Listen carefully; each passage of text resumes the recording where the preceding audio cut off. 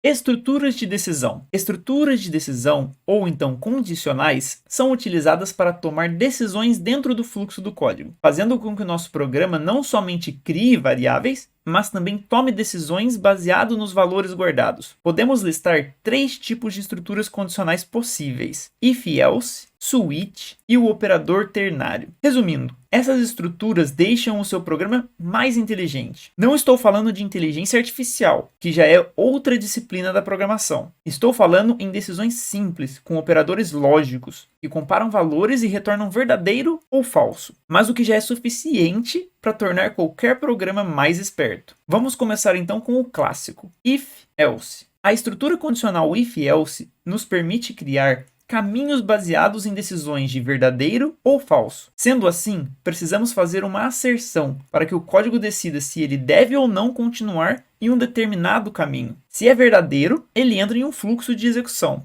Se falso, executa outro. Imagine um sistema de venda de ticket para shows, onde os compradores precisam ter mais de 18 anos. Podemos fazer uma verificação rápida com o operador if. No exemplo acima, verificamos a idade do nosso usuário, que está guardada na constante age, e usamos o operador de maior ou igual para validá-la. Sendo assim necessário nosso usuário ser maior de idade para prosseguir com a compra. Mas e se o usuário não for maior de idade? Caso a nossa condicional não seja verdadeira, podemos definir um caminho alternativo. Esse caminho é criado com a palavra else. Sendo assim, podemos recusar o pedido do nosso cliente, pois ele não tem a idade mínima para efetuar o pedido. Bom, mas uma venda não é feita somente baseada na idade. Precisamos saber se o usuário contém dinheiro necessário para efetuar o pagamento. E para adicionar um pouco mais de complexidade à brincadeira, o sistema também permitirá que usuários menores de idade, com permissão prévia dos pais, possam efetuar uma compra. Nesse exemplo, podemos ver que a estrutura condicional if-else pode ser encadeada. Sendo assim,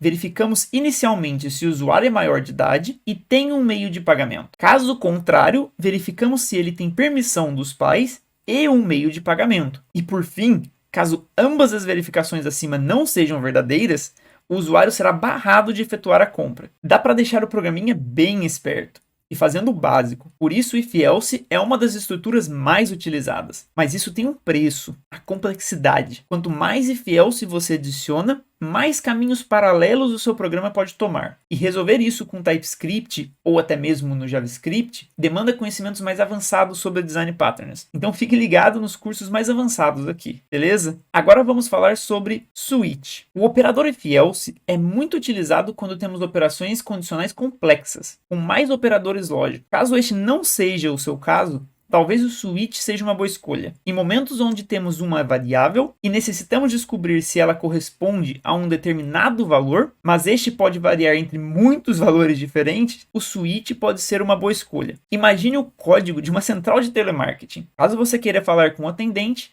tecle 4. Esse código pode ser representado com um switch. A variável option contém a opção escolhida pelo usuário. E em cada case, temos a ação equivalente caso a variável tenha um determinado valor. Simples, não? O switch funciona bem quando você não precisa analisar o valor da variável, sem condicionais complexas. Ou seja, ele é um pouco limitado se comparado ao if-else. Por exemplo, ele não analisa com operadores de maior, menor e de mais. Ideal, como já comentei, para fazer uma lógica simples. Operador ternário. Este operador é utilizado para tomadas de decisões simples, retornando valores diferentes para uma condicional de verdadeiro ou falso. Abaixo, estamos validando se um usuário é do sexo feminino ou masculino, e retornamos a abreviação equivalente de senhora quando verdadeiro e senhor quando falso. O que é equivalente a essa estrutura aqui, quando usamos if e else. Legal, o ternário deixa o nosso código mais simples e legível, o que é bom. Como a gente já mencionou nas aulas passadas, o TypeScript é um superset, e essas dicas também servem para o código de JavaScript.